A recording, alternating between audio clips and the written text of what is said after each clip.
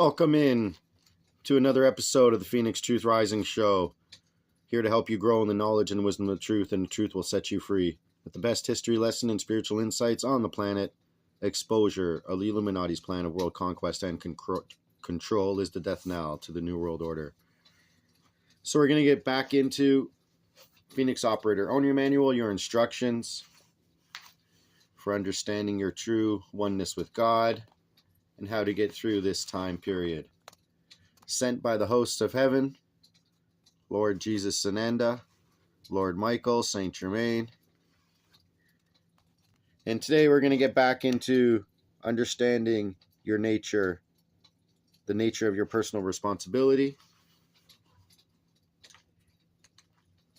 And if we can, we'll start on how to recognize the Antichrist, that which is against God within. And one of the main things is inferior and superior thoughts and feelings. So continuing on from the last part, I'm just going to recap one of the main aspects.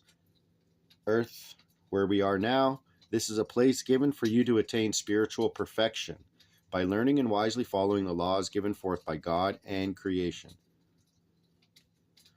Also, this is a place of learning through the divine spirit within you how to harmonize with all of creation which you choose to experience in, including beloved Mother Earth. And continuing on, and so then came the ones who arrogantly felt superior to all because they were civilized. Civilization defined: 1. A state of human society characterized by a high level of intellectual, social, and cultural development.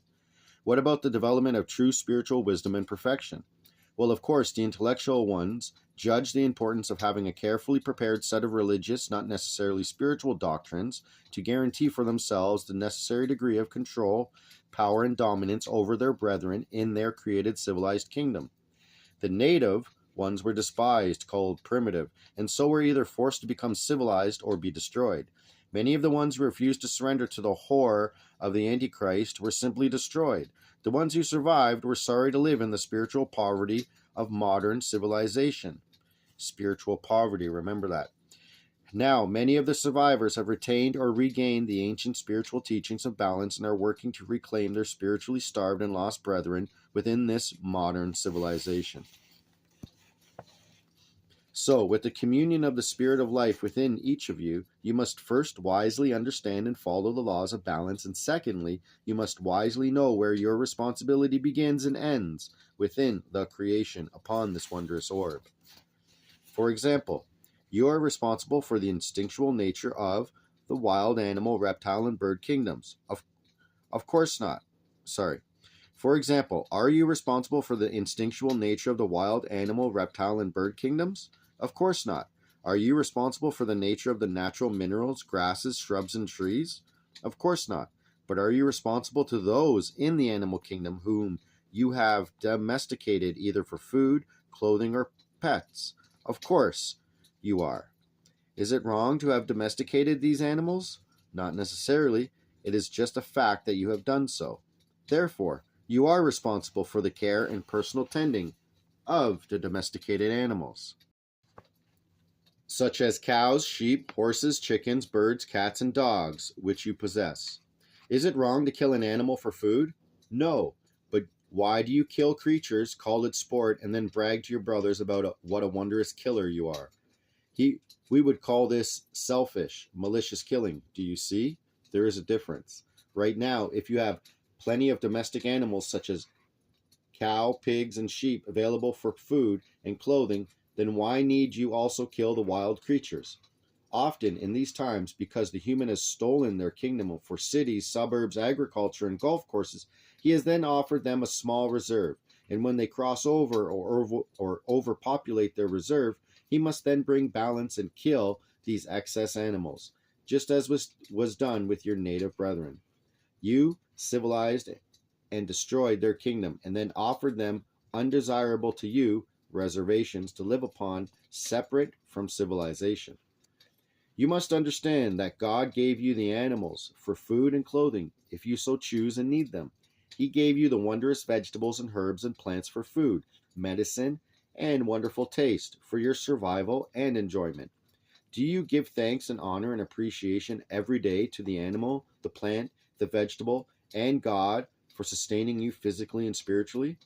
Do you give thanks, honor, and appreciation every day to this wondrous planet, Mother Earth, for bringing you the gifts of beauty and survival she has so abundantly supplied?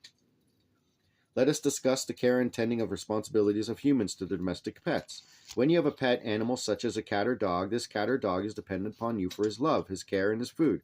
A cat or dog, or any animal for that matter, has the group spirit of his species from the creation within him. He possesses the instinctual nature of his particular species.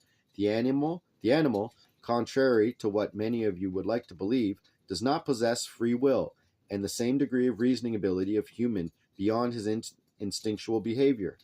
Animals are extremely responsive to love, as are all creatures within the creation. They make wonderful friends and companions and bring lightness, fun, and humor to the human. Because of the domestication of these pets, there has been created an interruption of the natural balance mechanism for these animals. They have overprocreated. Many irresponsible owners of these animals have allowed this to occur and have not always wanted to care for the offspring. Many are left to die, spread disease, go wild, or to ultimately end up within one of your humane societies. Fortunately, the ones responsible for creating such humane societies understood the need to take care of this exploding population of unwanted animals, especially dogs and cats. It is an orphanage for lost, stray, or unwanted animals, and is most sad indeed, because although the animals are offered for a nominal charge to humans who might adopt them, most are not adopted and therefore are destroyed, usually by euthanasia. It is truly heartbreaking, but surprisingly enough, many of the ones who choose to work for humane societies do so because of their love of animals. Also, most of these humane animal adoption homes require all cats and dogs to be sterilized as part of the adoption policy. Wouldn't you say then that it is logical, dear ones, that sterilizing these pets is much more humane and responsible than allowing the continued overprocreation to occur? So you must now think and reason, dear ones. How can you maintain your life in harmony and balance with the rest of this creation? You begin with the pure desire to know truth. In order to come into knowing, you must recognize that your conscious altered ego is limited in its perception of truth, and that God knows the best way and the path for you in His service. So you must then surrender your will to that which is God's will. In your daily prayer, you must ask God for the loving light of protection, guidance, power, wisdom, knowledge, truth, integrity, and courage in order to best serve His will and not your will. So again, you can bring it down from the top. God's light, love, God's light, wisdom, love, power, integrity, integrity, power, courage. Let me go over this again, 1 second. So you call on God's light, wisdom, power, integrity, courage, love, guidance, knowledge, truth, and protection. To be within you, around you, now and always. Then, dear ones, you must wait upon the Father to give you that which you need to sustain in His service. Do you see? Your will and His will must become one again.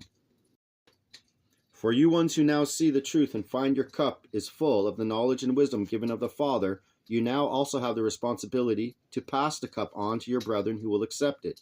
You will find that for you to move, for